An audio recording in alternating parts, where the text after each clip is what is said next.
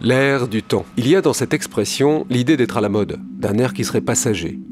Pourtant, en ce qui concerne l'air que nous respirons, les problèmes de pollution perdurent. Les partenaires du projet franco-italien Cher m'ont demandé d'aller à la rencontre des acteurs et des citoyens engagés, car cet air que nous partageons tous continue à nous préoccuper. C'est important de prendre soin de notre air parce que finalement on n'en a pas énormément.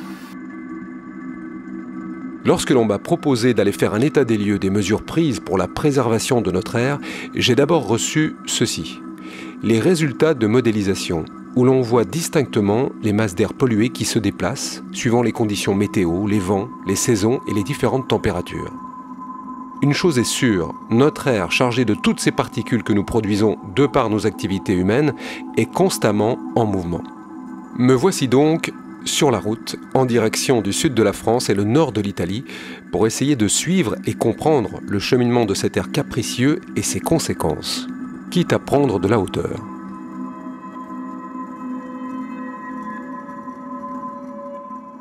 Après avoir traversé le Rhône et quelques agglomérations, ce vent me pousse vers les gorges du Verdon, considéré comme le plus beau canyon d'Europe, devenu un parc naturel protégé depuis 1990. Et là, je me pose une question, en admirant cette vue à 2 heures de route de Marseille. Cette impression de respirer un air sain, de prendre un bol d'air pur, est-ce bien une réalité ?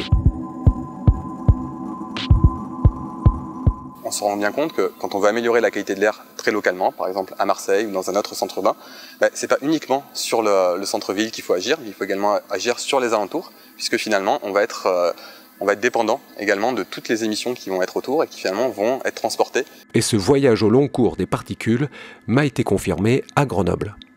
On sait que par exemple en période de printemps, au moment des épandages agricoles, pourtant on n'a pas d'épandage important sur notre périmètre d'agglomération grenobloise, mais on reçoit de l'extérieur une partie importante de pollution et certains pics qu'on peut avoir à ces moments-là de l'année sont parfois dus à l'extérieur à des pratiques agricoles qui ne sont pas sur notre territoire. En clair, les centres urbains ne sont pas les seuls pollueurs et constat confirmé par le projet Cher, les polluants qui s'invitent dans notre air peuvent parcourir des centaines de kilomètres. Quoi qu'il en soit, je voulais en savoir plus sur les mesures prises en faveur de la diminution de la pollution atmosphérique. Car depuis 2013, l'OMS a déclaré cancérigène certain la pollution de l'air, qui est également responsable de millions de décès prématurés dans le monde. Évidemment, on pointe du doigt, notamment dans les villes, comme principale source de pollution, le trafic routier. Tout le monde s'accorde à dire que la solution consiste à diminuer le plus possible le nombre de véhicules et une solution qui passe, selon un sociologue conférencier spécialisé dans le climat, par l'incitation à prendre les transports en commun, mais sans être radical. Ce qu'il faut faire, en fait, c'est d'encourager les gens à devenir de plus en plus multimodaux. Et de multimodaux, c'est-à-dire, oui, sur certains trajets, je veux utiliser ma voiture, je vais aller dans une grande surface, je vais prendre 20 kilos de course. Je ne reviendrai pas en bus, c'est trop difficile, quoi. Donc là, je vais prendre ma voiture. L'idée, en fait, c'est d'amener les gens à être un peu plus stratégiques dans leur choix au quotidien. Et de dire que c'est pas parce que le lundi, je prends ma voiture que le mardi, je suis obligé de la prendre. Mais ça, c'est difficile parce que sociologiquement, c'est là qu'on rentre vraiment dans la vraie sociologie, puis même la psychologie, pour moi, c'est que ça demande aux gens de briser leurs habitudes et d'en acquérir d'autres, et ça, c'est difficile. J'ai fait des études sur la mobilité. Mais je peux vous dire que ce qui fonctionne très bien dans la tête des gens, on parle de représentation, là, c'est je suis dans une voiture, pris dans un bouchon, et à côté de moi, il y a un bus qui me dépasse. Et là, on se dit que peut-être le bus, c'est pas une mauvaise chose. Grenoble et sa métropole qui ont consulté dernièrement leurs habitants pour proposer une nouveauté dans un futur proche, le métro-câble ou télécabine horizontale urbain, ce qui constituerait une grande première en France. Celui-ci permettrait d'enjamber 2 rivières et traverserait la ville pour contribuer à désengorger l'agglomération. À un peu moins de 3 heures de route d'ici, il y a la 4e plus grande ville d'Italie qui possède la même particularité géographique que Grenoble, elle aussi entourée de montagnes où cette pollution atmosphérique stagne et pose problème. À Turin, la municipalité a créé depuis quelques années une zone de trafic limitée pour le centre-ville. Nous sommes dans une zone centrale de notre ville. Une zone qui est interdite au trafic de certains véhicules et limitée à la circulation des véhicules les plus polluants. Elle limite aussi à certains horaires la circulation de tous les véhicules des non-résidents. Ceci est une forme de congestion-charge qui a limité l'accès à la zone centrale et en fait a encouragé au cours des années l'utilisation des transports publics. Si nous voulons améliorer les conditions de vie sur notre planète, je pense que l'on devrait commencer par la base, commencer par les communautés locales. Les résultats les plus positifs se trouvent dans les villes qui sont actives. En remontant plus au nord, je me rends compte que notre air que nous suivons dans la vallée d'Aoste, s'il charrie des polluants avec lui, peut avoir aussi une incidence sur la dégradation du patrimoine. Car l'activité des hommes n'est jamais loin. Ici, nous sommes assis sur combien de siècles d'histoire, ici à Aoste? Ici, nous sommes assis sur la base d'un habitat urbain qui a été construit en 25 avant Jésus-Christ, il y a plus de 20 siècles.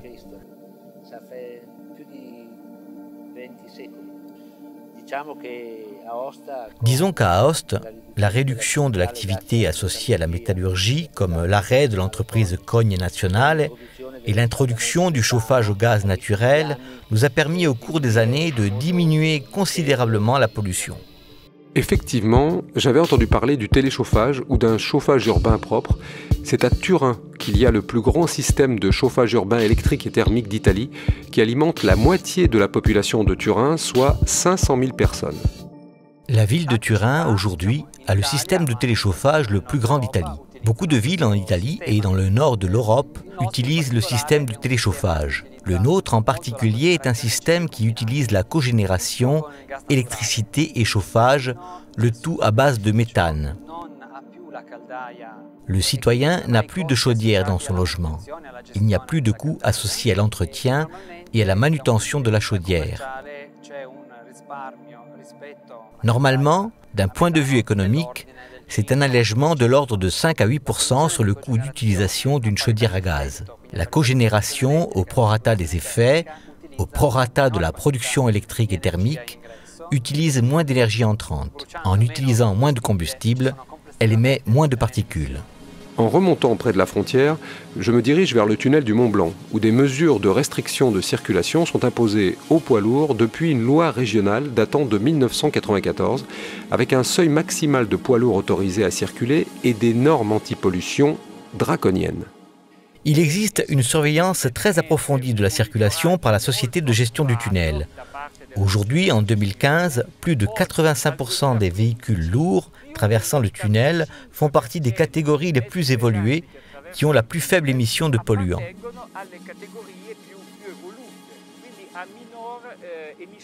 Et l'une des infrastructures qui caractérise le plus la vallée est l'axe frontalier. Les résultats positifs de la baisse des émissions et des concentrations au tunnel du Mont Blanc ont un impact également sur le reste de la région. Je traverse maintenant les Alpes et me voilà revenu en France, en Haute-Savoie, avec une vallée qui a la réputation d'être la plus polluée dans l'Hexagone, car très circulante. On parle de 10 000 véhicules jour sur certains axes routiers. Tout le monde parlait de ces poids lourds qui montaient sur la vallée de Chamonix pour passer le tunnel du Mont Blanc, qui est ouvert depuis 1960. Je me suis rendu compte sur un organigramme que les poids lourds représentaient que 4% de la pollution de la vallée de l'Arve.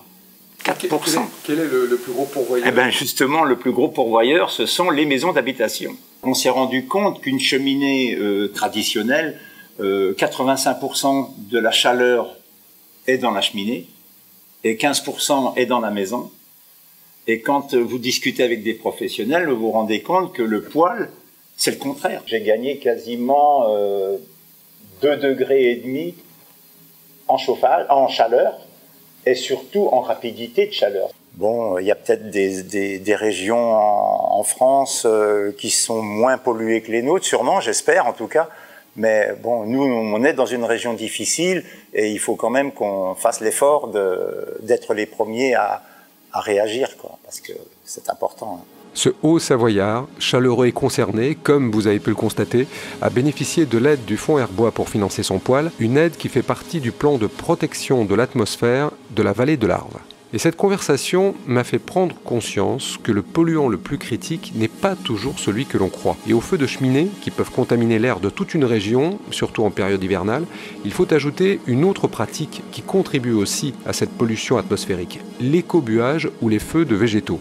Interdit par la loi depuis des années, et pourtant, tout au long de ma route, j'ai pu constater que cette tradition ancestrale se pratique toujours, alors qu'il existe des solutions développées notamment en milieu rural dans la métropole de Chambéry.